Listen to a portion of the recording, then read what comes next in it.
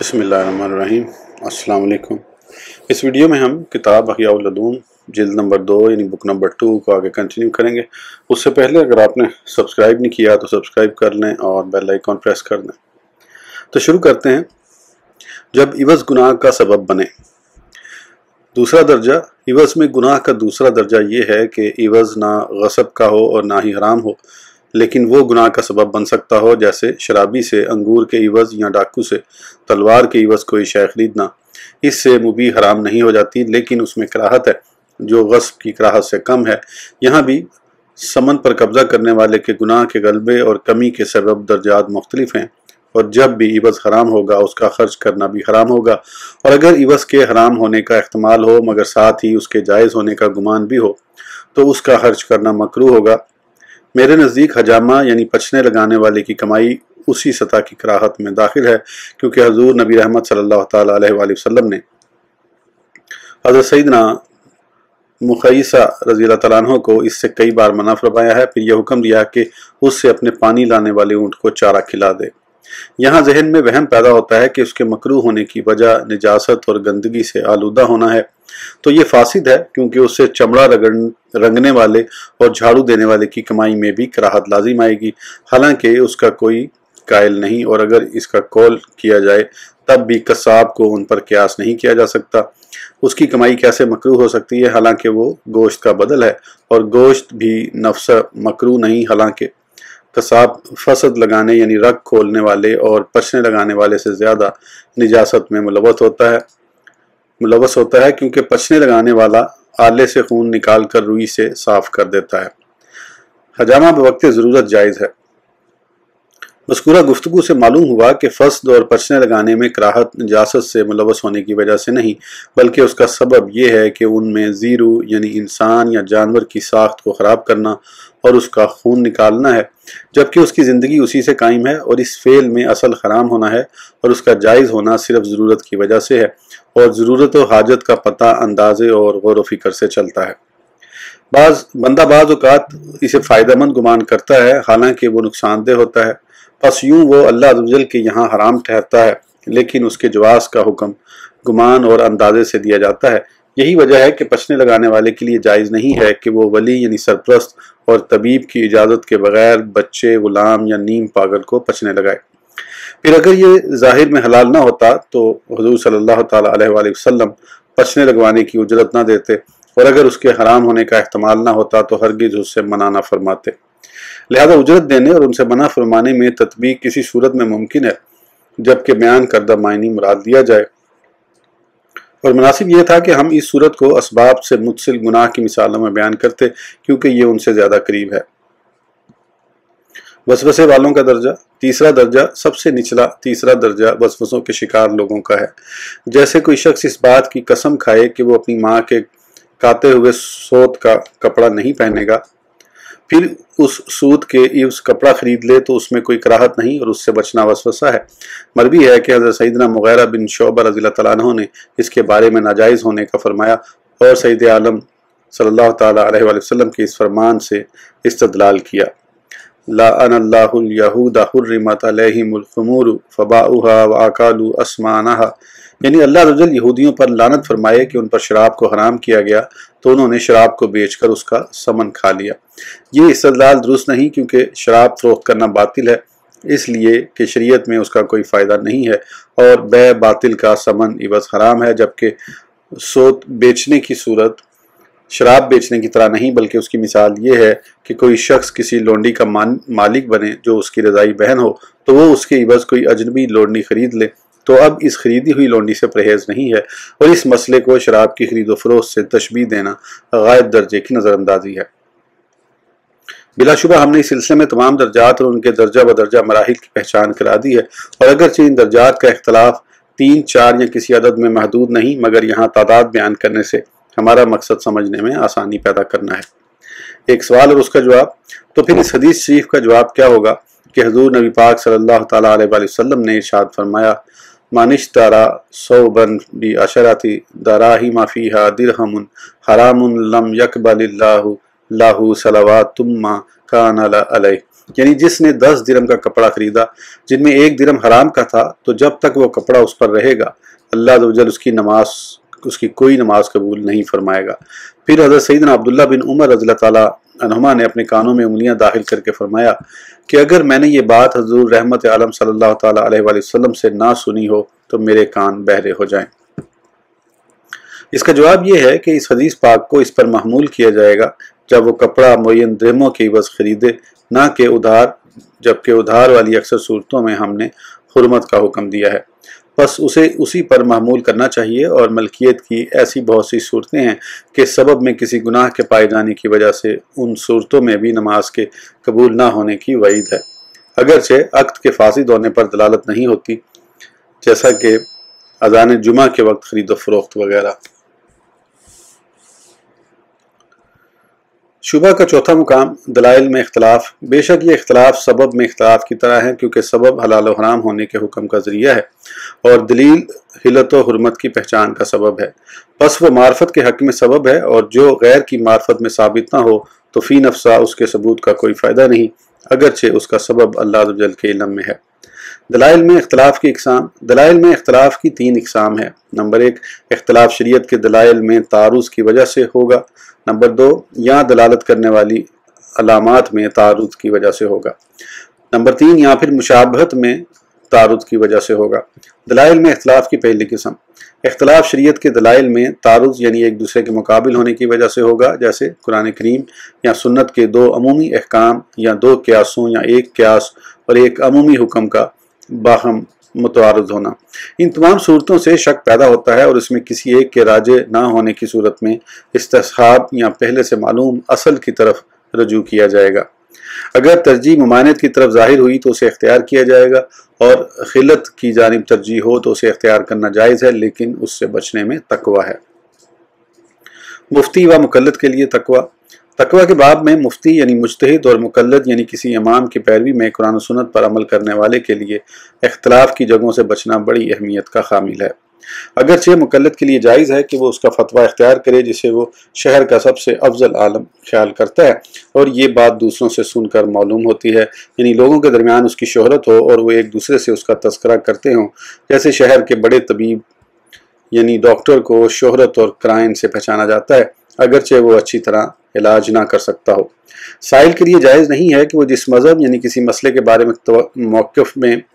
وسعت دیکھے اسے اختیار کر لے، بلکہ اس کے لیے ضروری ہے کہ وہ ایسے موقف کو تلاش کرے جو اس کے غالب گمان کے مطابق افضل ہو، پھر اس کی پیروی کرے اور ہرگز اس کی مخالفت نہ کرے۔ ہاں، اگر اپنے امام نے کسی چیز کے متعلق فتویٰ دیا اور اس مسئلے میں اختلاف ہے تو اس اختلاف سے بچتے ہوئے متفق علیہ قول اختیار کرنا ایسا تقوی ہے جس کی تاکید آئی ہے۔ یوں ہی اگر مجتہد کے ہاں دلائل میں تعارض واقع ہو اور خلت کی جانب اندازے اور ظن سے راجع ہو تو تقوی اس سے بچنا ہے، اور یہ بات ثابت ہے کہ مفتیان کرام رحم اللہ السلام کسی چیز کی خلت کا فتویٰ دیتے تھے، لیکن خود تقوی کی بنا پر اور شبہ سے بچنے کے لیے اس پر عمل نہیں کرتے تھے۔ پہلی قسم کے 3 مراتب، ہم اسے بھی درجہ ذیل 3 مراتب میں تقسیم کرتے ہیں۔ پہلا مرتبہ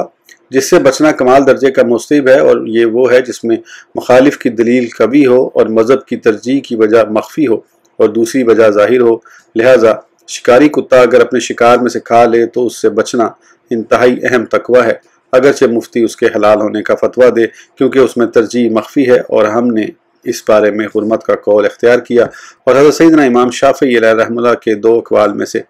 یہ قول ازرو قیاس زیادہ قوی ہے، اور جب بھی حضرت سیدنا امام شافعی علیہ رحمہ کا قول جدید یعنی دوسرا قول حضرت سیدنا امام اعظم ابو حنیفہ رحمۃ اللہ تعالیٰ علیہ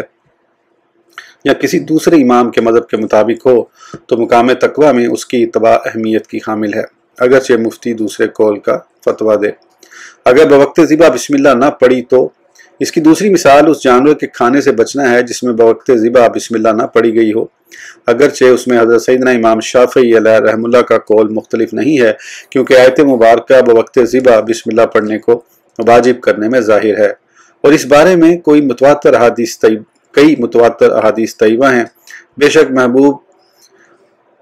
محبوب رب صلی اللہ تعالیٰ علیہ وسلم نے ارشاد فرمایا، اذا ارسلت کلبک المعلم وذکرت علیہ اسم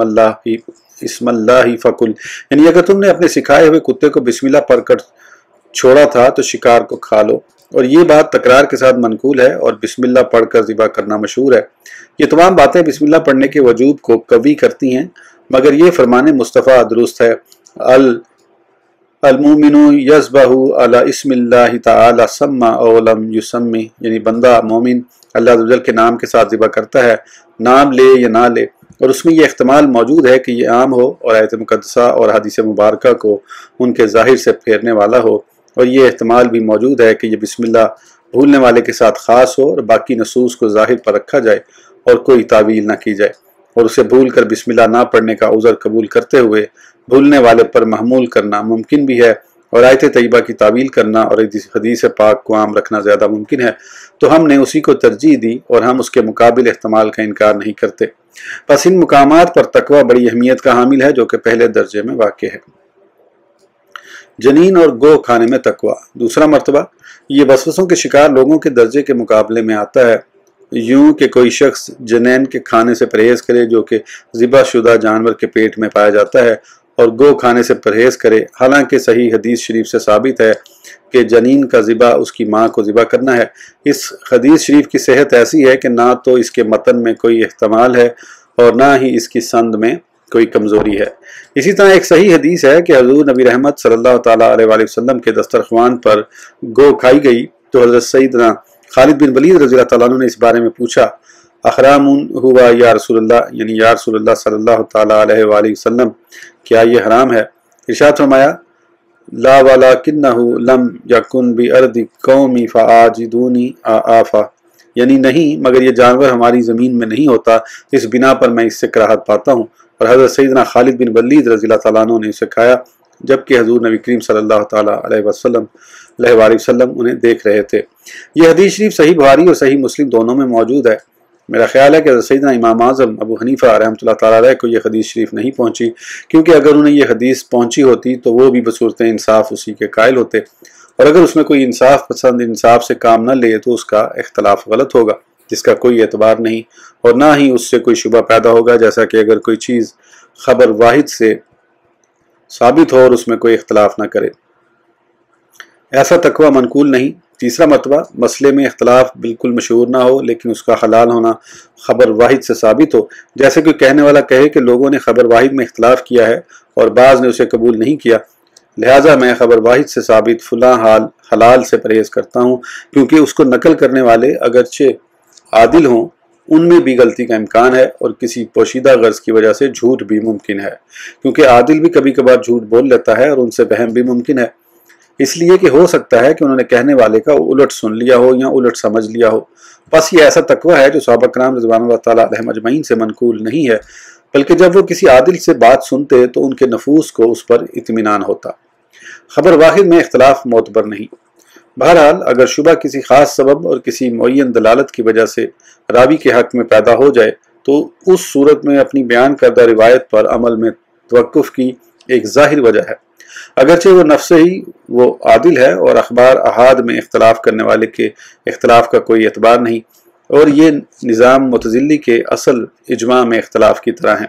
وہ کہتا ہے کہ اجماع حجت نہیں ہے۔ اگر ایسا تقوی جائز ہوتا تو انسان دادا کی میراث لینے سے بھی پرہیز کرتا اور کہتا کہ قرآن کریم میں صرف بیٹوں کا ذکر ہے اور پوتے کو بیٹے کے ساتھ اجماع صحابہ کی وجہ سے ملایا گیا ہے،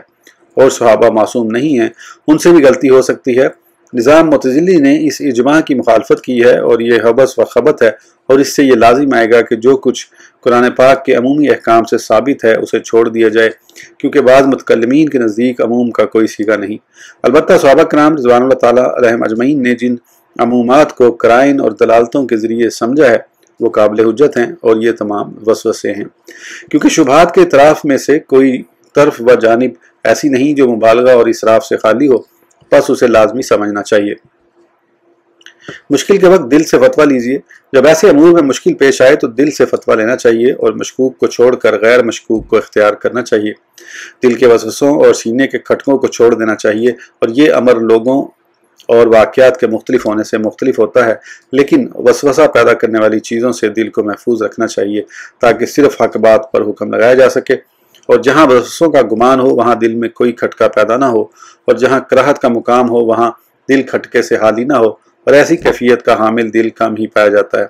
یہی وجہ ہے کہ اللہ عز و جل کے محبوب صلی اللہ تعالیٰ علیہ وآلہ وسلم نے ہر کسی کو دل سے فتویٰ لینے کا حکم ارشاد نہیں فرمایا۔ یہ بات صرف حضرت سیدنا وابصہ رضی اللہ تعالیٰ عنہ سے ارشاد فرمائی، کیونکہ آپ صلی اللہ تعالیٰ علیہ وآلہ وسلم ان کا حال جان چکے تھے۔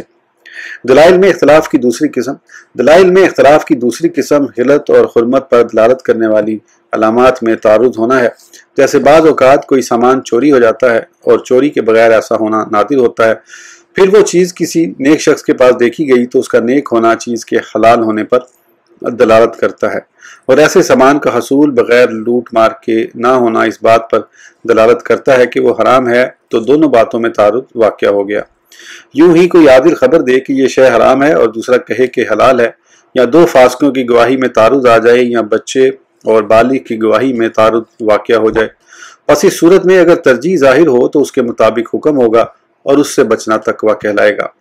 اور اگر ترجیح ظاہر نہ ہو تو اس میں توقف واجب ہوگا۔ عنقریب اس کی تفصیل باب تعارف والبحث